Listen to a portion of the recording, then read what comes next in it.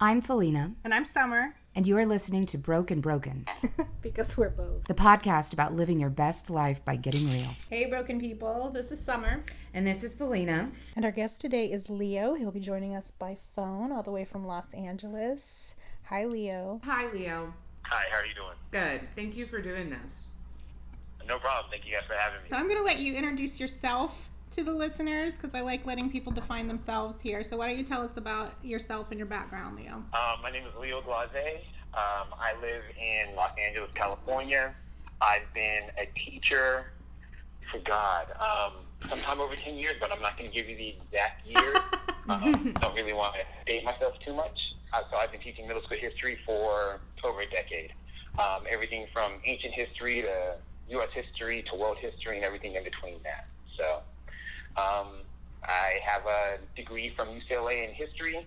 I have another BA from Arizona State in political science, and I have a master's in history from Arizona State as well. Impressive. You and Summer have that in common with all your degrees.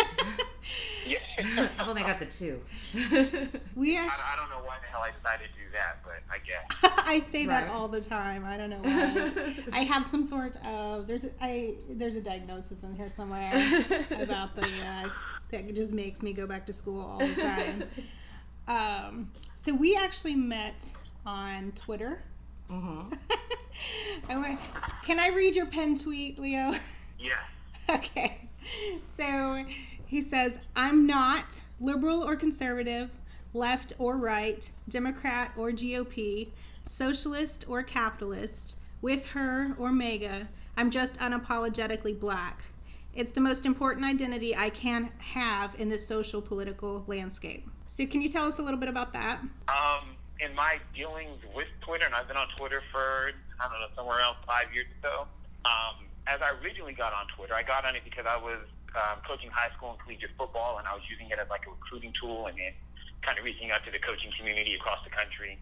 And as I kind of moved away from that and started getting into more of social issues, one of the things that I always came in contact with was white people basically trying to put me into different categories, into different stigmas, and them using conservative or them using liberal or them using every other term that you could throw in there between to kind of, one, label me, and then two, kind of absolve themselves of any responsibilities or issues for what has been going on in this country since its inception. Right.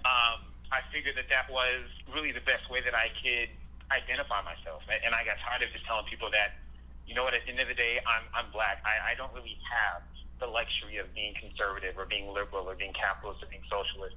Because at the end of the day, every one of those categories has really done something that has led to black people and other people of color being marginalized and taken advantage of in this country anyways. And so for me, none of those ideas and labels really apply to me.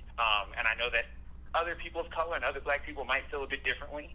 And they've kind of hitched their wagon and their ideals towards other political parties and other ideas. But for me, knowing what I know about this country and how we've gotten here, none of those really apply to me. And I really do take that into my classroom on a day in and day out basis. So even though I work in a really liberal and progressive setting in Southern California, I still have those students that are conservative based and conservative raised by their parents.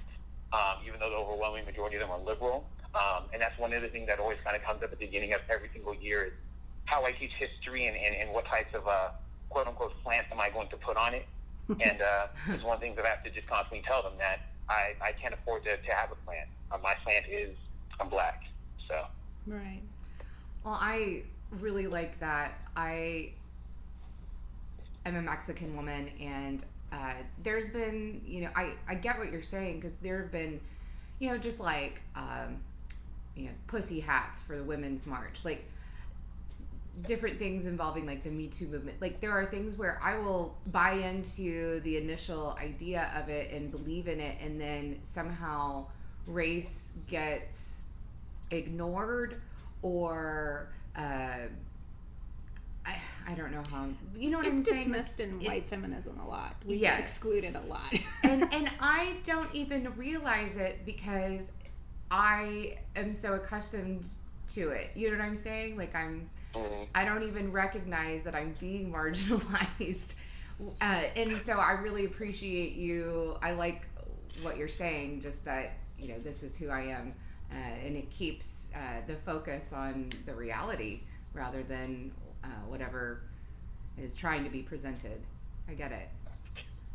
Yeah, and for me also, I can't sit up here and say that I've lived the toughest life in the world. My life hasn't always been spick and span and clean, and I've certainly done things in my life that I would never want anybody else to really know about. But at the end of the day, I grew up in a great, loving household. My parents instilled the idea of education in me. But I grew up with a certain amount of privilege that I really had to come to grips with as an adult, that I had even over my siblings. I'm the youngest of five, and out of my other four siblings, I'm the only one that technically grew up with their father in the house. Mm-hmm. And it wasn't until my dad came into the picture with my mom that they ended up having a father figure as well. But a lot of them were already teenagers and becoming young men and young women. And so my dad coming into the picture didn't really have a really big impact on them, other than, hey, they got to move to another location, and now they had a household that had two incomes in it. But they, for the most part, grew up with a single mother that dropped out of school in the 10th grade and was pregnant at 15, had my oldest sister at 16, had another child at 18, was working two jobs, and they were really the epitome of latchkey kids, and had a mom that struggled. Like, I never knew that life. Mm-hmm. And most of them, a couple of them tried to go to school. My youngest sister, who was like 7 years older than I am, was the first to actually graduate from college. But the other three didn't. And they struggled with a lot of things, between substance abuse and alcohol abuse and trying to find jobs and things of that nature. And for me, I never really had that. And so I know that I grew up with a certain amount of privilege, and my life wasn't super duper hard. So even when I encounter people and I talk about what's kind of going on in the country and those sorts of things, I know that I speak from a point of privilege, because my life hasn't been really, really tough. I just know that I've seen and I've heard from my parents, and I've seen and I've heard from my siblings over the last 5, 10, 15 years as I've become an adult and seen more and more just what the differences were. And that's always been a bit of a shock for me as well, trying to reconcile that and reconcile the way that I feel about my blackness and equality for all people, not just black people, but other people of color as well. And knowing that my life wasn't really tough, but people ask, like, why should I continue to mention some of the stuff, or why should I continue to fight, or why should I bring up other things? But it's because just because my life was okay doesn't mean that I shouldn't fight for other people's lives to be okay as well. Mm-hmm. So seriously, if I can't believe you're sitting here saying that you have privilege, because I've got plenty of white members of my family who are who don't think they do well-to-do and raised in very loving, wealthy homes. I'm speaking about my stepfather in particular right now. And doesn't think that he is privileged. This is just a little tangent, but I'm a single mom. Summer and I both are. And the struggle is real. Especially when you're trying to do more with your life so that you can provide a better life for your child and for yourself, and make a difference and do something that's meaningful and fulfilling, and live a fulfilling, full life. And I had recently, my stepfather told me, and he's, keep in mind, my mother passed away. It was his wife, and we are close and developed a closer relationship after that. But we always fought growing up, and it was because he couldn't recognize my particular circumstances. My dad was an immigrant. I was Mexican. He never acknowledged that part of my identity at all. And he still doesn't. He still doesn't see that I'm a Mexican American woman, that would have any bearing. And that impacts your life. Yeah, in his mind, it has zero bearing on my life whatsoever. And we'll fight. We got in a fight recently because he didn't want to fulfill his offer to take me to dinner for my birthday. I didn't feel well, canceled, and he tried to reschedule, and he's like, well, now I just can't afford it. I'm like, okay, well, you could afford it a month ago. And he tries to tell me, well, I'm a single dad, and I'm, just trying to raise a family, and I'm just a widower and all this. I'm like, you're children are all fucking They're grown. You don't have a house payment. You're a white male who made, at least $1 million you've got $1 million in your retirement fund at least. His life must be so hard. His parents were very well to do. I was just like, you haven't got a fucking clue, buddy. Wow. And so I say all that to say, wow, because you acknowledge that you have privilege and can see, the struggles of, perhaps your siblings who didn't have one of the parents in the household and how that might affect them. And you see that as, you having some privilege over them. And I can't get this guy to recognize his. Yeah, anyway. That empathy gap we keep talking about. Yeah, empathy gap is the right phrase there. Yeah, and that's unfortunate because, I teach at a pretty prestigious private school in Southern California, so most of my kids are predominant white, and they do most of them come from a point of privilege. We do give out quite a bit of financial aid to other students who have a hard time affording the pretty hefty sum of tuition. But I have students at my job that have parents that are producers and actors and actresses and business moguls and things of that nature. So trying to get a hold of them and their ideas of what privilege are. One of the things I have up on my board, on my door, should I say, is basically the quote that says that privilege doesn't mean that you won't ever struggle or that you can instantly be rich, but it means that if you are struggling, it's not a byproduct of the color of your skin. Right. And that's something that I leave up on my door all year long, and I change some of the other images that are up on my door to just kind of give them something else to look at, something to think about, but that's one that stays with the one that we go through all the time.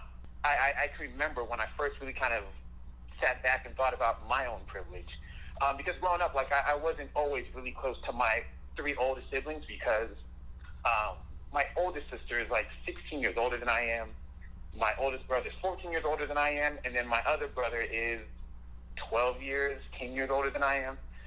So I wasn't really close with them growing up, even though we lived in the same household for the most part off and on. And one of the things that's always been contentious between us is my education. My parents sacrificed, for lack of a better term, and sent me to a school that wasn't unlike the schools that my other siblings went to. I went to a school in Southern California, elementary school, middle school, and high school that were predominantly white, because they didn't want me going to the schools that were in the neighborhood in which I grew up in. And so, of course, I lived with all those terms kind of growing up, being whitewashed, being an Oreo because I can pronounce all of my words correctly, and because I always had smart shit to say, and yeah, I got dinners, called an especially around Oreo. Christmas and Thanksgiving, were always contentious. And I grew up kind of resenting my older brothers and sisters. And I fell into the trap of, well, it's not my fault that I worked hard and you guys didn't. And I got my education and I have a decent job and I have a career and I can afford a condo and a car payment and all that other stuff. And I can remember clear as day me sitting in my classroom talking to some of my students who were watching a bit of a video about privilege. And as I was talking to them about it, it really just kind of hit me like a ton of bricks. And I started to well up and kind of go through the process of doing this kind of right in front of them in real time about the privilege that I had growing up. And it was only then that it really hit me that my life was just so much different than my brothers and sisters. And it's really made a bigger impact on just me personally and just my own plight as a black man in America, and even recognizing some of the benefits that I had. Now, I'm not going to fault myself and say that, hey, I didn't work hard in order to finish school and to have a career and those sorts of things, but I had those opportunities made more readily available to me than my brothers and sisters, and I felt ashamed of the fact that for so long I harbored those feelings of resentment towards them, and that I would always use that excuse of hey, well, I worked hard and you guys didn't, because I really just fell into the ideas of white ideology and those same types of stereotypes that went on, and I can imagine that some of that was a byproduct of the academic settings that I grew up in, and then some of that was just a byproduct of me just being a dumbass. And it was a painful realization to make. Yeah, so. No, I'm kind of having a little realization as we're having this conversation because I have other Mexican cousins. My dad immigrated here with his 3 brothers from Mexico in the 70s, and he was fortunate enough to have a family take him in, put him in school, and because of that, he didn't continue to farm, which is what most Mexican immigrants do is farm, and his brothers all continued to farm, and because my dad made had a different opportunity presented to him, and then later down the line, I've had more opportunities. So, and there were other Mexican girls in my school. There weren't a lot of us when I was growing up. There was, 4 or 5 brown girls, and the rest were a bunch of white kids. It's small town Oklahoma. And, they would call me a coconut because I was brown on the outside but white on the inside, because I hung out with all the little white girls. But I didn't know any better. My dad wanted to... Right. I've never heard that one before. Yeah, my dad really wanted to Americanize me, and he put me in all the little dance classes, all the little white girls, and but I had all these other opportunities, and I see now that, like, while I'm marginalized in some ways, like, I did also have some privilege as well, and it goes through. I mean, but that's what you're supposed to do, like, as a parent. Make your life better for the next generation. I want my daughter's life to be better than mine. And that was always my dad's focus, was to make my life better than his and give me more opportunities. And I'm giving her more opportunities. Right. So while we can be marginalized, I think this is a really good conversation to have, to also recognize your own privilege as well. Right. So yeah, I say that all the time, because I laughingly call myself beige because I'm very light. Right. And I do recognize, because I grew up as one of only 4 mixed cousins. Everybody else was not. So I have seen how my proximity to whiteness changes the way people treat me. It's very markedly different. Yeah. But we struggle with that in the Native community a lot, in getting a lot of the lighter skinned to white passing natives to recognize their own privilege and use that to help instead of hurt I'm half our white, community. And that really does make a difference. Yeah, it does. Yeah, it's the closer you are to it, the bigger the difference you can kind of make, the more privilege you get, and hopefully more people kind of understand that and decide to make more of a difference, instead of just kind of benefiting individually and trying to make sure that other people can benefit more collectively with that. Absolutely. Our privilege really, at the end of the day, is only as good as we can take advantage of it and use it for other people. And if we're not going to, then we really have wasted our privilege, because it should be more than just about us. And hopefully more people begin to understand that as we kind of go through this social landscape that we're in the midst of. Let's hope. So can you tell us some about, we talk a lot about education, you and I, and how you, the differences in what you do in your classroom as opposed to what we're more accustomed to, because both of our children are in public school, and we both graduated from public school. That has a lot more limitations. And we actually interviewed Sarah last week about Sovereign Community School, which I know I've told you a lot about. So can you kind of tell us some of the things that you do in your classroom that's different? And before you do that, can you just tell everybody where you live, what school it is that you teach at specifically? Yes, I live in San Fernando Valley, so I live in Los Angeles, California, and then I teach at a private school in Pasadena called the Waverly School, and it's a private progressive school. It really is a bit different than any other private school I've ever worked at, or even have had friends that have taught at. Pasadena is basically like where the Rose Bowl is held every year. It's where UCLA plays their home football games for people that don't have that relative geography. Those are literally the only 2 things I know about Pasadena. I know nothing about it, so. So yeah, you can turn on KTLA or whatever channel that is that you guys might have out there on January 1st and watch the Rose Parade. And my school is 2 blocks away. Okay. I'm going to be in your area in April. I'm staying with a friend in Glendale in April, and my band is going to be performing in LA. So I'll have to stay in touch. And Glendale is like the community right next to that. So from the middle of Glendale to Pasadena is like a 6-minute drive. Yeah. I was just really, looking. really close. I wanted to look it up on the map as well, because I'm going to be in the area, and our band's going to be playing at a venue out there. So we'll have to stay in touch. Very cool. Yeah, definitely.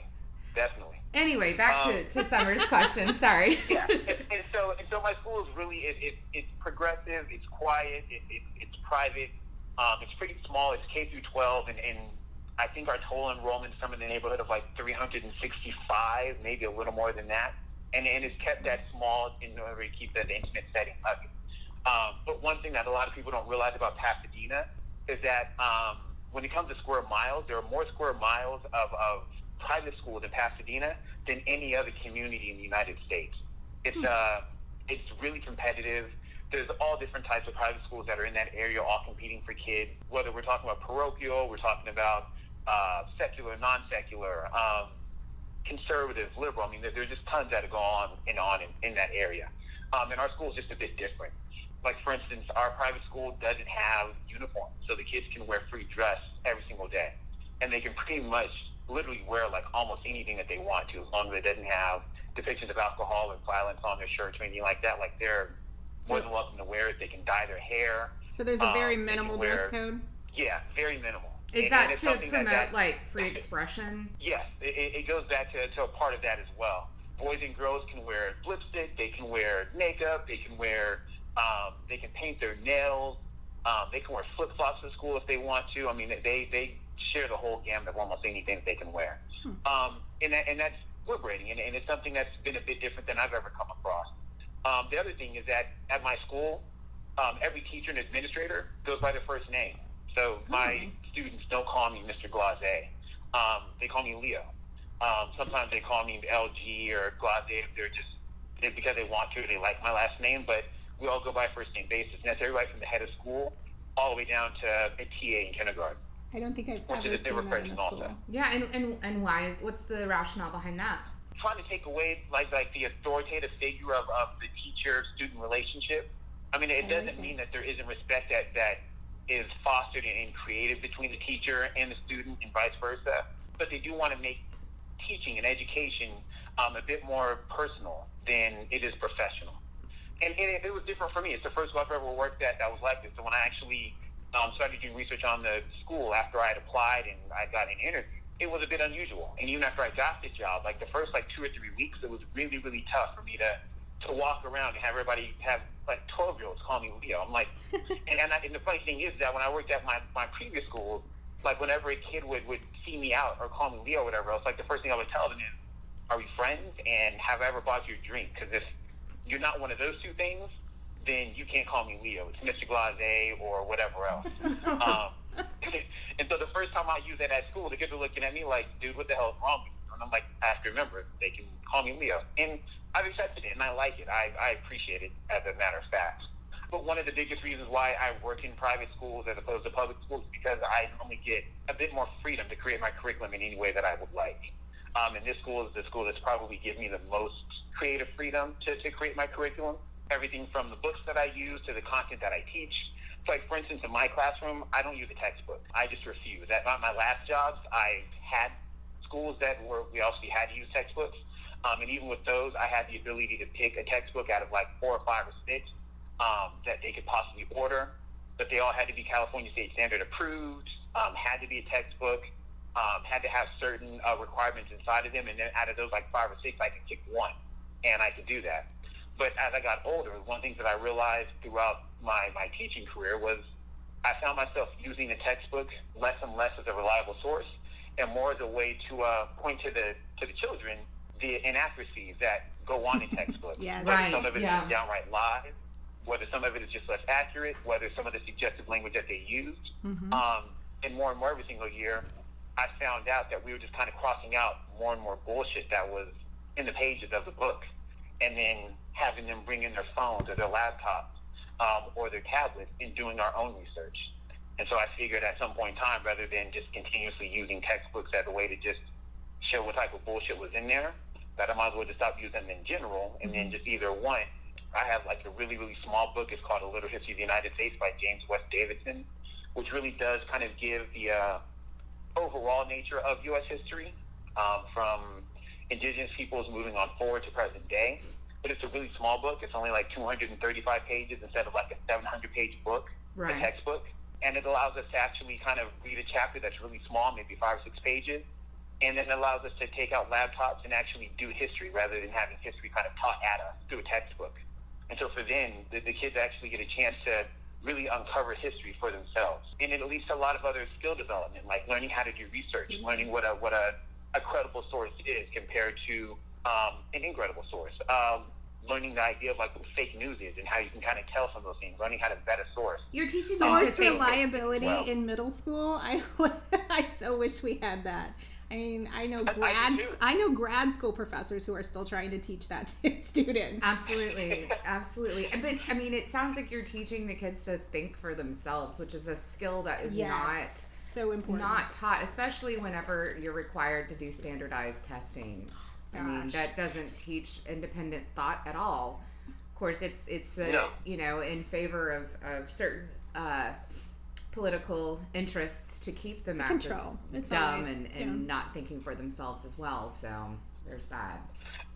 Oh yeah, definitely. And I talk to them about as many real things as I possibly can. And one thing I talk to them about is the idea of an SAT or ACT or the state testing that happens. And we do state testing every year at my school, but we do it not so that way we can try to track kids to see what their progress is, but we do it for those students so that way when they get into 10th grade, 11th grade, 12th grade, they have to take the SAT or the ACT in order to get into college, that they have experience taking it. And we don't use it as something that we teach towards. It's just for the experience of actually learning how to take a timed test using multiple choice. Right. But I tell my students all the time, like, we actually look up the ideas of where the SAT came from and aptitude testing. And it's not a coincidence that it was created in the 1920s, right in the middle of Jim Crow and the separations of races of people. And at the end of the day, like, aptitude testing was not made in order to get black people and other people of color into college. It was meant as a way to exclude us without having to say, hey, you're either black or you're brown or you're indigenous. We just don't want you here. It was a way for white people that were running these colleges and universities to tell us, hey, your testing score did not match to Billy's over here, so therefore we get to take them and not take you, and not really feel bad about it. Well, and it's still used that way. Yeah, and I mean, it's just a measure of what crap you've stored inside your brain, not of your abilities whatsoever, you know? Yes. I mean, maybe you have a good memory, maybe that's it, but I mean, that's it.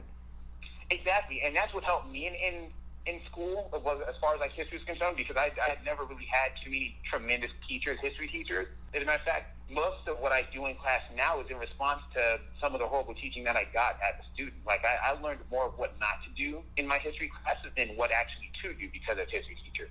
I've had a couple that were really great, and they really did kind of impact my teaching style, in the care and the compassion that they showed.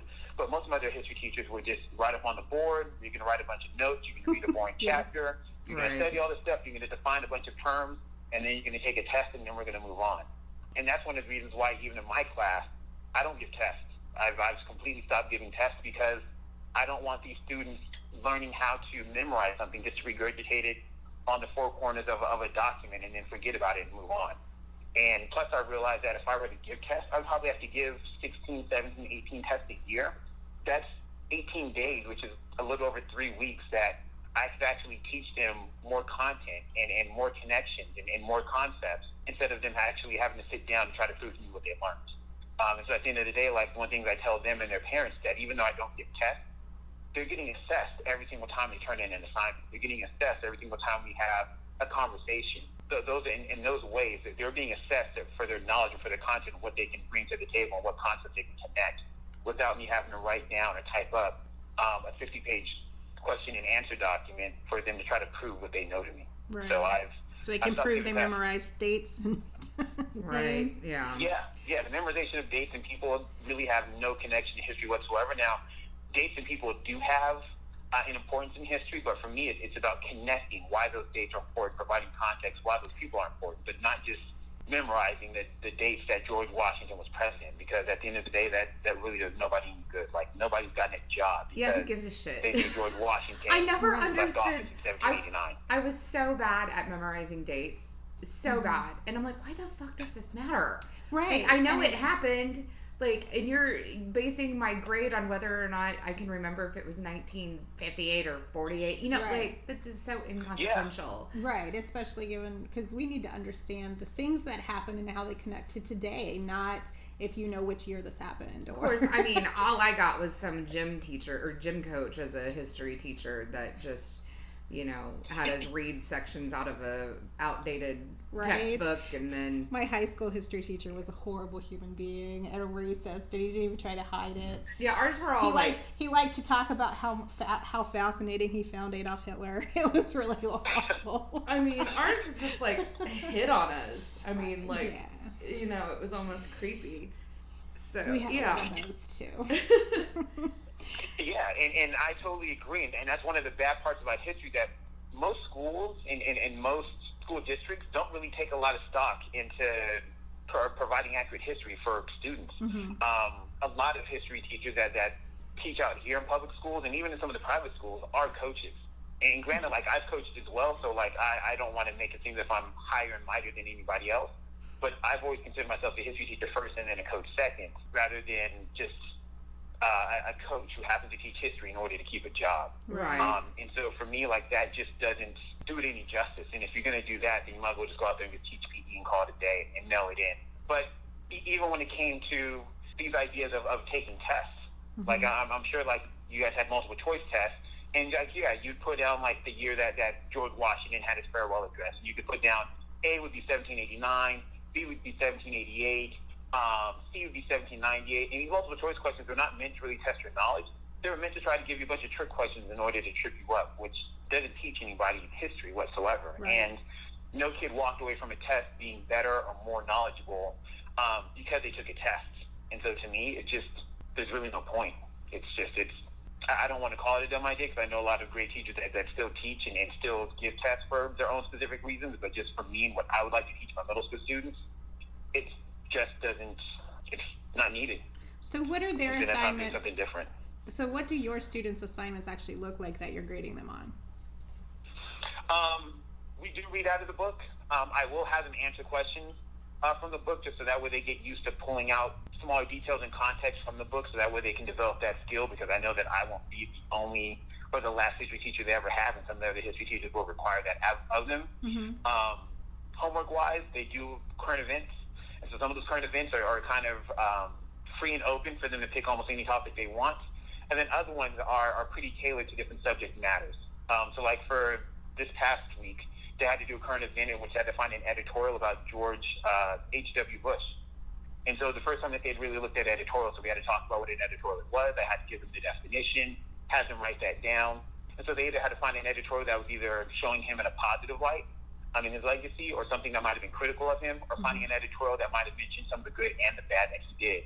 And then from there, they fill out some of the pertinent information on a worksheet, and then we come in on Fridays, and they each share out kind of in their pod groups, which is another story in the way in which I kind of set up my classroom. And then from there, we have a larger discussion on it, about the way that people can be remembered. Why is it that certain journalists only bring up some of the good things about George Bush, and they don't bring up anything that's critical of him? What type of pressures might that journalist be under in order to actually do that? Or one of the things I had written up on the board when they walked in was the question, who tells the story? And I had them look up some of the journalists that wrote these articles, and of course, most of them were white males. Of course. Which means that it's something that they have in contact with George H.W. Bush. Only a very few of them had people of color that had written articles, and over half of those articles that had been written, when they look back on them, were critical of them. And that really did make a bit of a difference for them. And those are the types of concepts that we try to connect to, especially when it comes to present day. Because we do spend a lot of time talking about history, but I try to find ways every week to connect it to current days. And one of the things that I tell them all the time is that in history, there aren't any coincidences, there's only connections.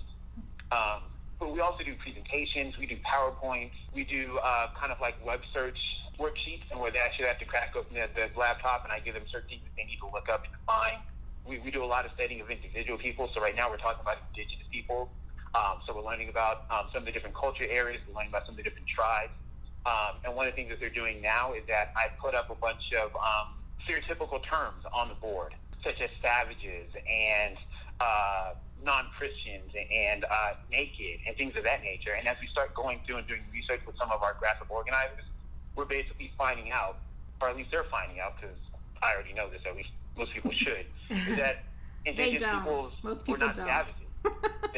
that some of them, sure, didn't always wear a lot of clothing, but you couldn't have the typical idea of what you have in your mind when you think about an indigenous person, and then apply that to the indigenous peoples that lived in what we know today as Massachusetts, or the New England areas, or lived in Montana or Idaho, because you couldn't do that in February, or else you would die and freeze to death, which is a lot of stuff that most people don't bother to think about. So we do a lot of research in order to refute some of the common narratives that we see in history, so then that way when they come across them, in other schools with other teachers and other history classes and in life, they have the tools and the information that they can use to adequately defeat those common narratives and spread more actual good history, which is what we call it. What would the world be like if all of our kids were taught this way? Like, right? Just think about that for a moment. It would be amazing. Because, like, I feel like in order for us to stop some irreversible damage to our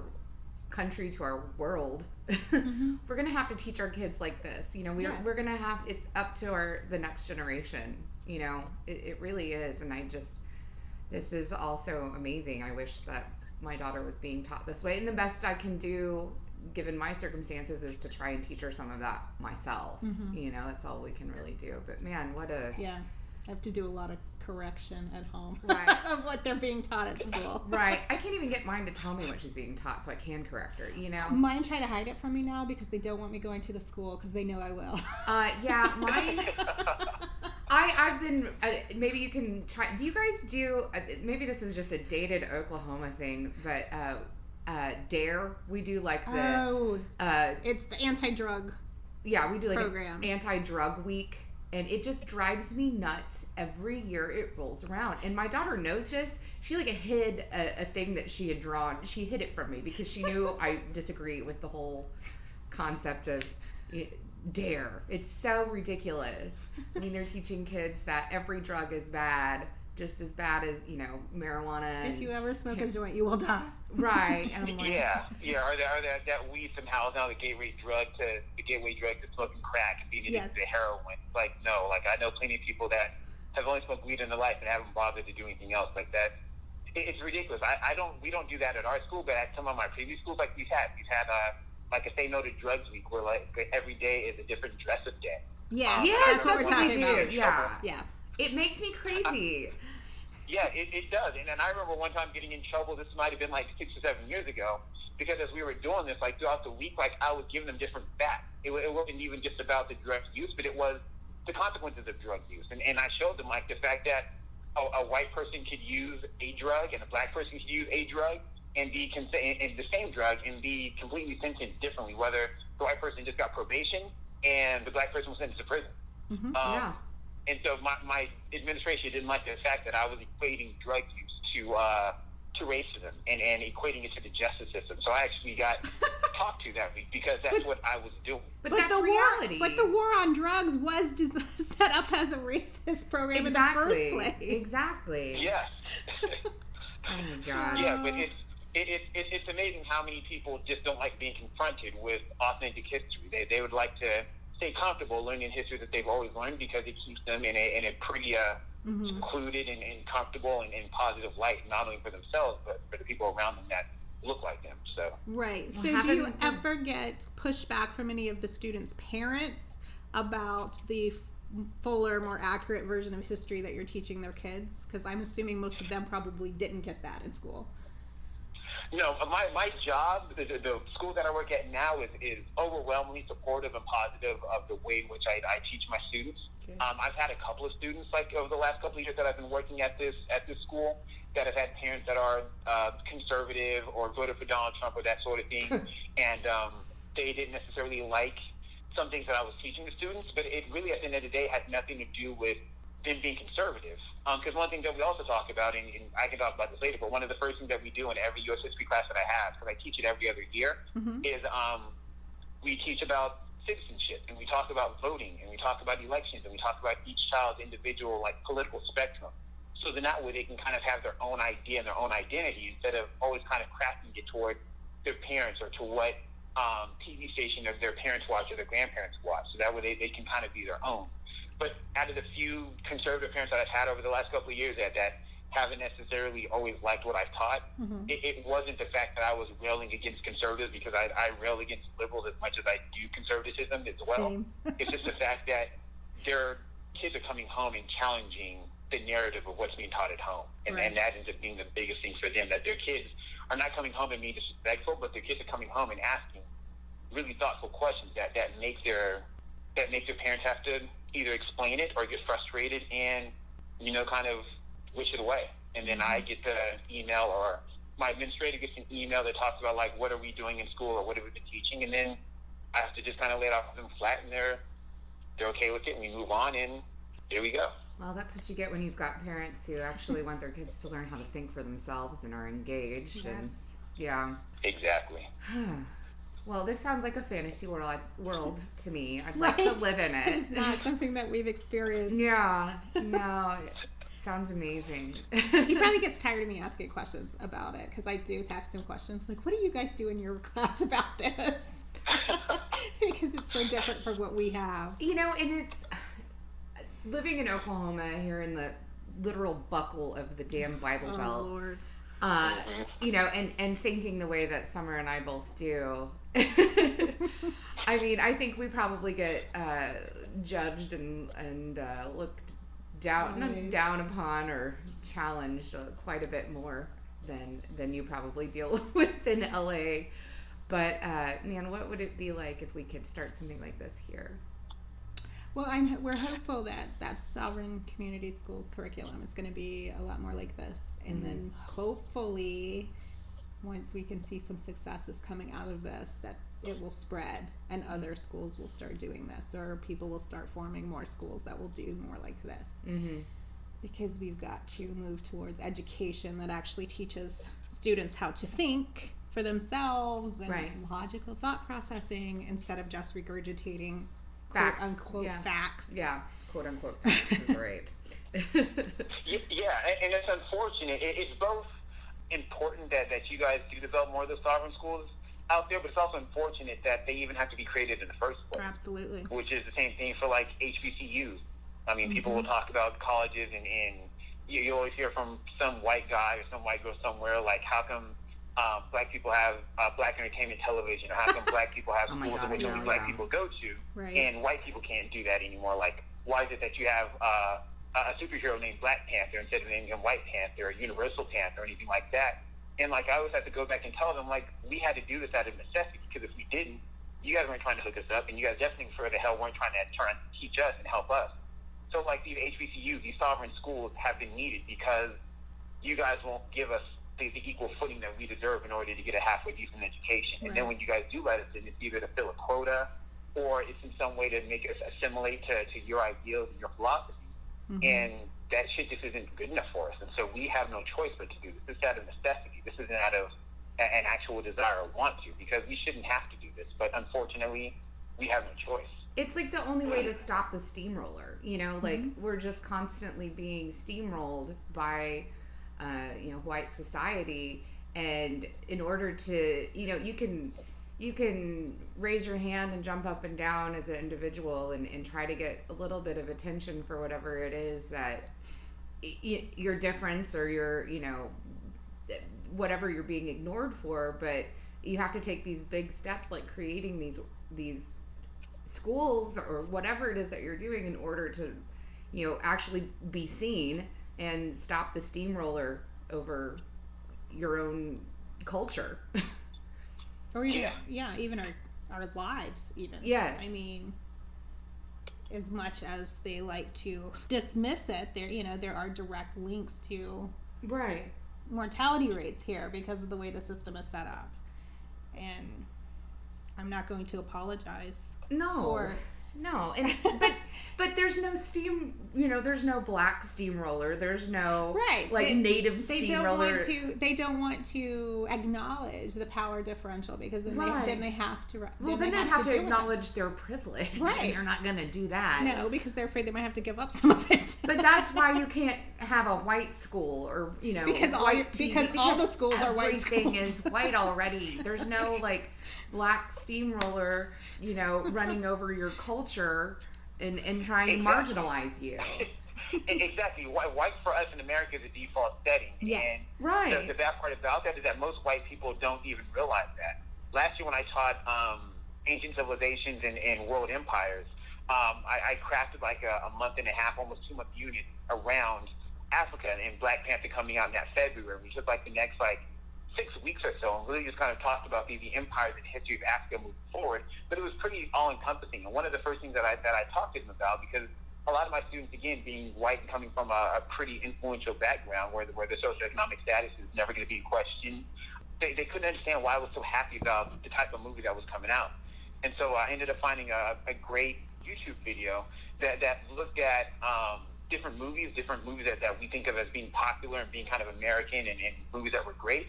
And it chopped up like all the different scenes in which a person of color actually had like a speaking role in it. Mm-hmm. So when it comes to like E.T., is one of the biggest movies ever, and like it's in the National Archives, and it'll be here long after we're dead. But there's only like 13 seconds of dialogue of any person of color speaking. Or in Lord of the Rings, like you have like 12 hours worth of movie in that thing, and you've only got like 2 minutes and 26 seconds of any person of color having any type of speaking roles. And these are things that like a lot of people don't even take in consideration because we're just so used to everything just being white. Mm-hmm. And the other thing that I did with my kids, I actually had them look up like the TV show Friends. The fact that was one of the longest running shows in history. White. The fact that like every person that was on that show that was a regular, they were making like $1 million, $2 million every episode for like the last 4 or 5 years. I mean, it literally set up the rest of their lives. But how is it that they could live in the middle of New York City and there was never once a person of color that had a speaking role in that show? Right. And there's little things like that I try to have to convey to them as to why little things like this are important and how they can spread. And why is it that white people shouldn't necessarily get upset when there is an all-black or an all-indigenous or an all-Asian or an all-brown cast in a movie, and always thinking about, well, why me, why not us? How come we can't be included? How come we can't do that? It's like, dude, you guys do that shit all the time. Like all the time. But they don't see it. You know, yeah, they don't. They don't see it. And a lot of us don't see it either. It's just it's white supremacy and racism are just kind of all around us, and it's impossible for it to not seep in some ways into our pores at different points in time. Like it's something we have to actively fight against. And I tell my parents and I tell the students that all the time. Like, I don't just want to just hope that your kids end up being good people and end up not being racist.